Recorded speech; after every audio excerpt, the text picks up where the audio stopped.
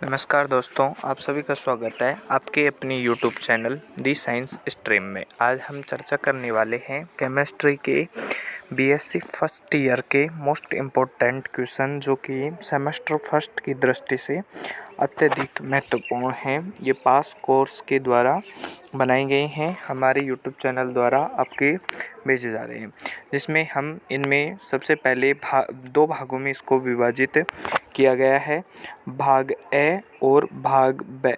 भाग ए में कुल 10 क्वेश्चन दिए गए हैं, जो कि पहले क्वेश्चन के 10 छोटे क्वेश्चन दिए गए हैं। उसके पश्चात भाग ब में क्वेश्चन संख्या 2, 3, 4 और 5 दी गई है।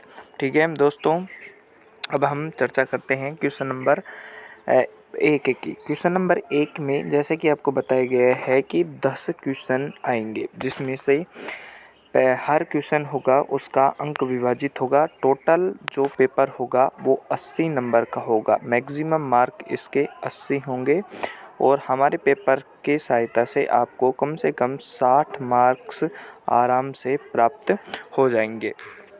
ठीक है, क्वेश्चन को शुरू करते हैं। क्वेश्चन नंबर 1 है बोरोन का संबंधित। बोरोन का आयनन विभव कम होने के बावजूद भी यह आयनिक यौगिक बनाता है, क्यों? क्वेश्चन ये कह रहा है कि बोरोन का जो आयनिक विभव होता है वो कम होता है। बोरोन का आयनिक विभव कम होता है, उसके बावजूद भी आयनिक यौगिक बनाता है, क्यों? इसमें आपको इसके कारण लिखने पड़ेंगे, इसमें आपको इनके कारण देने पड़ेंगे। दूसरा क्वेश्चन की बात करें, दूसरा क्वेश्चन है चतुष्फलकीय छिद्र को परिभाषित कीजिए। चतुष्फलकीय छिद्र या चतुष्फलकीय रिक्तियों को आपको परिभाषित करना है। तीसरा है संकरित कक्षक मजबूत बंध बनाते हैं, क्यों? क्वेश्चन नंबर 3 जो दर्शाया गया है कि संकरित कक्षक मजबूत बंध बनाते हैं, क्यों? क्योंकि इनमें आपको कारण में एक आप लिख सकते हैं कि अधिक दिशात्मक गुण रखते हैं, या और भी आप अन्य कारण भी लिख सकते हैं। एक जो सबसे महत्वपूर्ण कारण दिशात्मक गुण का रहेगा प्रश्न संख्या 3 के अंतर्गत। प्रश्न संख्या 4 की बात है, अणु कक्षक से क्या तात्पर्य है? अणुओं के कक्षक से क्या तात्पर्य है? परमाणु कक्षक व अणु कक्षक में अंतर लिखना है। परमाणुओं के कक्षकों के बारे में और अणुओं के कक्षक के बारे में अंतर लिखना है।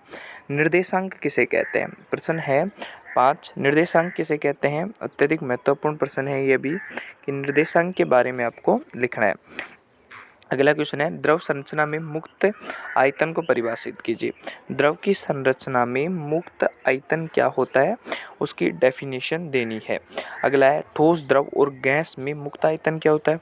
ठोस, द्रव एवं गैस में भी आपको मुक्त आयतन बारे में बताना है।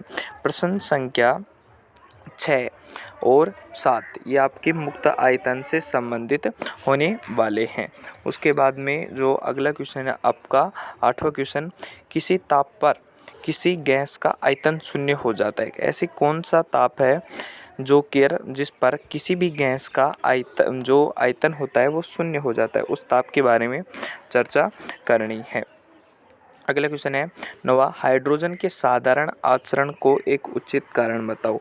हाइड्रोजन के साधारण कारण के बारे में आपको एक उचित कारण के लिखना है। क्वेश्चन नंबर 10, पेप्टीकरण क्या होता है? पेप्टीकरण क्या है इसके बारे में समझाना है। तो दोस्तों ये सब आपके शॉर्ट आंसर टाइप क्वेश्चन थे। ये आपके शॉर्ट आंसर टाइप क्वेश्चन होने वाले हैं जो भाग ए में आएंगे। भाग जो ब रहेगा उसमें आपको बड़े वाले क्वेश्चन आने हैं। यहाँ से यहाँ तक आपके बड़े क्वेश्चन आएंगे, जिनके बारे में आपको हम चर्चा करेंगे इसमें।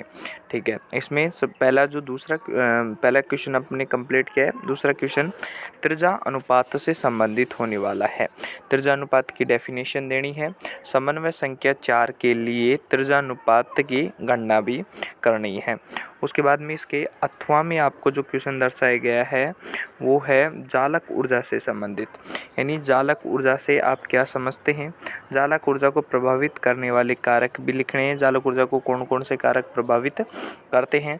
NaCl के 1 मोल क्रिस्टल जालक के लिए आपको जालक ऊर्जा भी ज्ञात करनी है। जालक ऊर्जा का पूरा समीकरण लिखे और उनके बारे में आपको चर्चा करनी है। इसके बाद में तीसरा क्वेश्चन होने वाला है आपके संयोजकता बंध सिद्धांत क्या है। संयोजकता बंध सिद्धांत क्या है, यानी वीबीटी के बारे में आपको यहाँ पे चर्चा की गई है। वीबीटी के बारे में संयोजकता बंध सिद्धांत, वैलेंसी बॉन्ड थ्योरी के बारे में आपको चर्चा करनी है और आणविक संरचना के लिए इसकी क्या उपयोगिता है। वीबीटी की आणविक संरचना समझने के लिए क्या उपयोग होता है। संकरण, अगला अथवा वाला जो क्वेश्चन दिया गया है वो हाइब्रिडाइजेशन संकरण से संबंधित प्रश्न है। संकरण किसे कहते हैं और संकरण के प्रकार बताने हैं, अणु की आकृति को समझाना है इसके माध्यम से। अगला क्वेश्चन आपका होने वाला है कि वक्र अनुरेखण एवं सरल रेखा समीकरण पर टिप्पणी लिखिए। वक्र अनुरेखण और जो आपके सरल रेखा समीकरण है उस पर आपको टिप्पणी लिखनी है, उसके संक्षिप्त वर्णन करना है। अगला क्वेश्चन है इसी के जो अथवा का प्रश्न दिया गया है वो है निम्न समीकरणों को क्रेमेयर नियम द्वारा हल कीजिए, जिसमें ये समीकरण आपको दिया गया है। पहला समीकरण ये है, दूसरा समीकरण ये है और तीसरा समीकरण ये है। इन तीनों समीकरणों को आपको क्रेमेयर नियम द्वारा हल करने हैं। क्रेमेयर नियम द्वारा आपको हल करने हैं। अगला प्रश्न होने वाला है क्रांतिक परिघटना से क्या आप क्या समझते हैं और वान डर वाल द्वारा क्रांतिक स्थिरांक है के मान किस प्रकार से परिकलित किए गए हैं। तो और इसी के अथवा में एक दिया गया है कोलाइडी विलियन से संबंधित, ये 12th के भी टॉपिक हैं कोलाइडी विलियन वाले, और 12th के टॉपिक है ये कोलाइडी विलियन वाला 12th का टॉपिक है और वहीं से ये पेप्टिकरण वाला आपका लिया गया है। कोलाइडी विलियन बनाने की विधियां लिखिए। 2-3 विधियां हैं, ब्रेंडिंग आर्क विधि है और भी बहुत 2-3 विधियां हैं इसमें और उनका वर्णन करना है और इसमें आपको डायग्राम भी बनाने पड़ेंगे। डायग्राम भी है आपके सिलेबस में, डायग्राम दिए गए हैं तो आपको डायग्राम बनाने पड़ेंगे। और नेक्स्ट वीडियोज़ के लिए आप हमारे चैनल को सब्सक्राइब कीजिए, लाइक शेयर कीजिए, फॉलो कीजिए चैनल को।